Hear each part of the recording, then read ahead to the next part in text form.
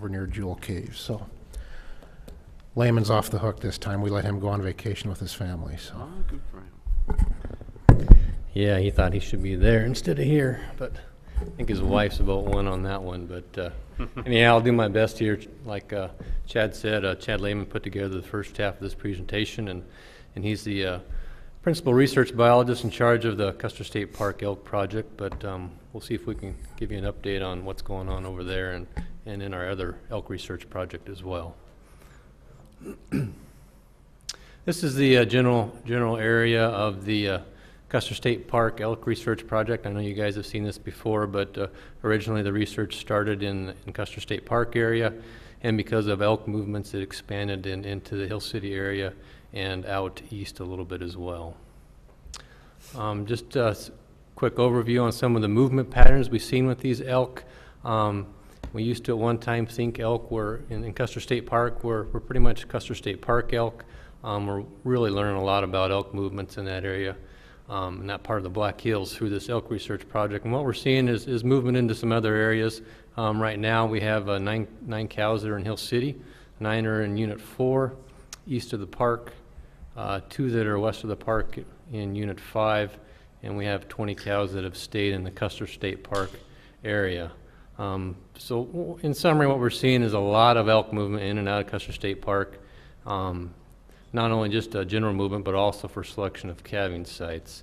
And Chad put together a couple maps here of just two of the animals of the cow elk that we have collared to demonstrate that. And as you can see here, the dots on the map these are all individual locations of one animal, 155.150. That's the animal's frequency number, and that animal has moved quite a bit. As you can see, it was collared in the park and has moved out onto the prairie there to calve. Here's another animal that exhibited some similar movements. Again, was collared in the park and has moved in and out of the park, but as you can see, a lot of those locations are outside of the park. Then Chad put together some parturition site movements here for this last year, showing what some of the big movements these cows can make right before parturition to calve.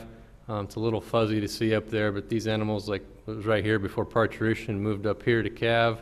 Some of these made some pretty big movements, as you can see, but there's a lot of movements to calve away from areas where they were previously located. Now here's the most current status update that we have. This winter we did collar 40 cow elk, as you're well aware of. We had a pregnancy rate of 95%, so 38 of those cows were pregnant. To date, we have 36 calf elk that are collared, and we have 3 cows out there with VITs, that's vaginal implant transmitters, still in them, so we can hopefully get some collars on some calves when they calve. So we still have 3 cows out there, actually 4 that we're following that don't have calves yet, so we're pretty late this year. It's really stretched out. Last year, if I remember right, Chad told me by June 12th, all but 1 cow had already calved. And we had 1 that waited till July 15th, and most likely that was a cow that was bred during the second estrus period. But they've really stretched out this year in the Custer State Park area, and we've actually seen that in the Unit 2 study area as well. So it's a phenomenon that's going on across the hills, and I can't say that we have a great explanation for it right now, but it's really interesting to see what's happening. Okay, here's some results on what we have left so far in our calf elk that have radio collars on them. We have 8 mortalities so far due to lions, 2 due to coyotes. 1 died due to an abnormal birth. We had to censor 1 because the collar was slipped off when it tried to cross under a barbed wire fence. So we have 24 collars out there that are still active that we're monitoring. Now let's look and compare that with what we have going on in the Unit 2 elk study area. Now we collared 40 cows there as well, and it's kind of funny, we're not copying Chad here, but we had the exact same pregnancy rate, 95%. 38 of those cows were pregnant. And again, this is kind of funny. Right now we have 36 calves collared that are on, to date, and we have 2 cows left with VITs. So we have a couple more. Hopefully we'll be able to get collars on here pretty soon. Now, mortality that we're seeing of those calves in the Unit 2 area, so far we've only lost 3 to lions, and we've had 2 collars that have been slipped. One that we think just slipped off, another one was definitely slipped off due to a fence. So different mortality rates that we're seeing in Unit 2 than what we saw in Custer State Park, at least at this point in the game. Now, of course, the high predation rates that we saw last year has spurred a lot of conversation about what to do and the management situation that we're dealing with over there. And one of the things we talked about is well, if we put collars on those lions that we know are preying on elk calves, and maybe we can learn some more about those lions and their behavior and their prey selection that'll help us to try to manage this situation. So we attempted to do that this year, and we did a pretty good job. We got 3 lions collared that were known to be preying on our collared elk calves. And so what we're doing is we're gathering a limited data set on annual prey selection of lions that we already know eat elk calves. So it's a pretty biased prey selection study, if you will, but it does give us an idea of what those lions are doing that we know we're killing elk calves. So hopefully it'll provide us some interesting data to use in management down the road. So what we have here is we had 1 male lion that was collared. So far it has killed 4 elk calves and 1 white-tailed deer fawn. We have 1 female. One of the females that was collared has killed 2 elk calves, 2 marmots, and 1 white-tailed doe fawn. And we have the other female has killed 1 elk calf, 2 white-tailed deer fawns, and 1 white-tailed deer doe. And we're going in and monitoring the behavior of these animals almost on a daily basis. What we do, the collars that these animals have are our GPS collars, and we get locations of those collars on a frequent basis. So we'll go in and actually areas where those collars are located close together, we'll go in there and examine them and look for basically prey items to see if they killed something there. A lot of times it's just a resting spot or an area that they loafed for the day. But so that's how we're determining what they're eating. So just a slide here on conclusions, and conclusions is probably not the right word, but I just want to emphasize this is very preliminary. We're just into the calving season this year. We've got about 1 to 2 months on these calves, and obviously we're just into trying to learn about these radio collared lions as well. But so far, of course, you can see I emphasize so far, Custer State Park, we are seeing a higher predation rates on elk calves compared with Unit 2. And based on our actual survey data that we talked about earlier this year, our elk recruitment across the hills, we do see pretty good elk recruitment in that Unit 2 area. So, that does seem to make sense. But, we're looking at annual survival rates of calves, so we're still got a ways to go. But predation on CSP elk calves was similar to last year. So we did look at last year up to this point in CSP and how many of those calves were preyed on by lions, and we've looked at this year, and it's very similar. And actually, this changes on a week-by-week basis, but we're very, very similar rate as to what we saw last year. But again, last year the concern that we had was not with the early predation, but the overall predation, and we had about 5% of our calves survive last year. We expect high predation rates right now of all of our ungulate species. So I still think this needs to be teased out, but it is interesting to see that they're similar up to this point. I want to emphasize that the results in this study are going to be instrumental in managing elk and lions in Custer State Park and the Black Hills.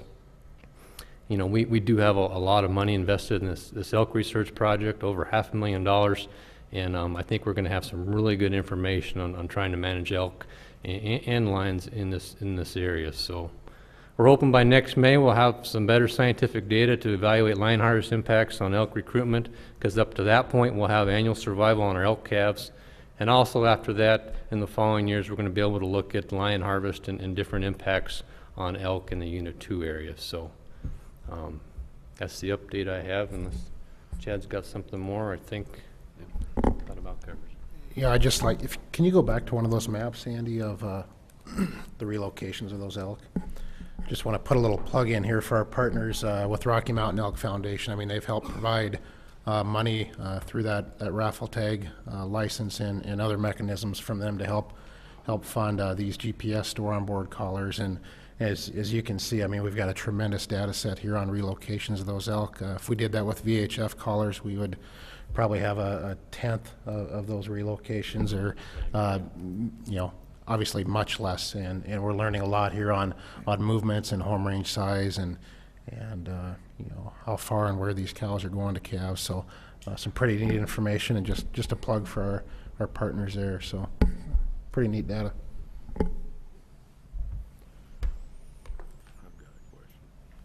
Okay. Yep. Question, Tim? Again, I'll just ask the question, if we're the same or higher on the calves,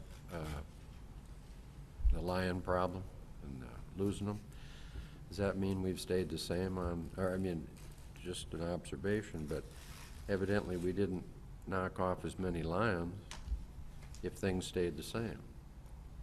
And then this year, we're way ahead of what, in just 6 months, the lions that you know, have been hunted and run over and taken out of Rapid City, and add them up, are we about 100 compared to 94 of all last year?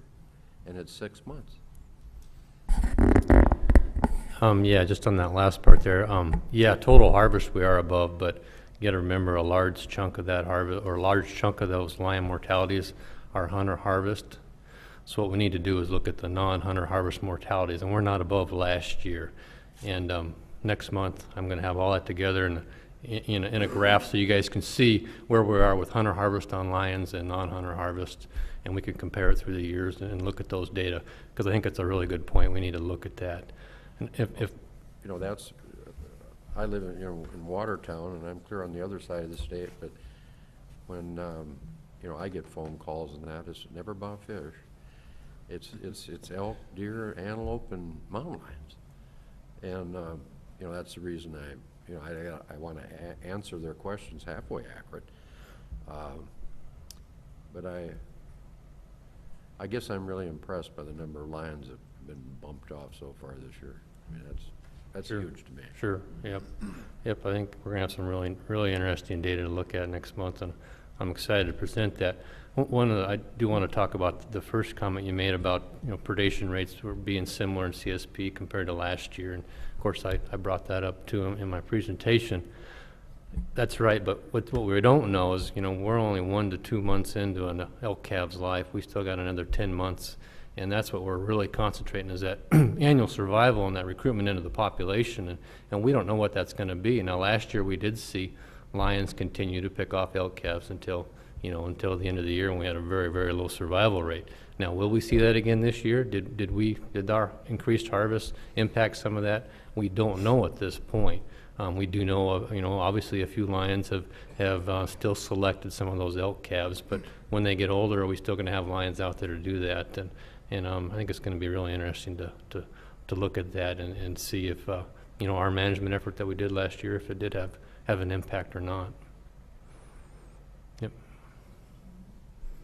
Are they keeping 2-year-old calves now that they're collared? Are they, any of them getting attacked by the lions as they get older? Do you have any information on the survival into the second year? Do the collars stay on or not? Sure, that's a good question. Yeah, none of those collars should be on to my knowledge. So of course last year we had very few calves that made it past that 1 year, but I don't believe we have any of the collars that are intended to last more than a year. They expand to a point where they will fall off. Yeah. Yes, Barry. That, you say you monitor those 3 cats there almost on a daily basis that have the collars on. Do they follow the elk? Have you noticed that? Do they follow the herd around, or do they just stumble on a cow-calf pair, or? I think it's important to realize when the elk calve, as you saw with that slide on parturition movements, the elk are really spreading out and away from their herds. So the elk are kind of spread out everywhere, And so, you know, there really isn't an elk herd to follow around. Now that we do have some, you know, nursery groups and elk starting to get back grouped together with the older calves, you know, I guess that is something that we'll be able to look at and assess down the road, but we haven't done that. We're not following the lion specifically, we are following the actual, you know, where the locations were, you know, a few days earlier to look at what they were preying on, if that was a prey site.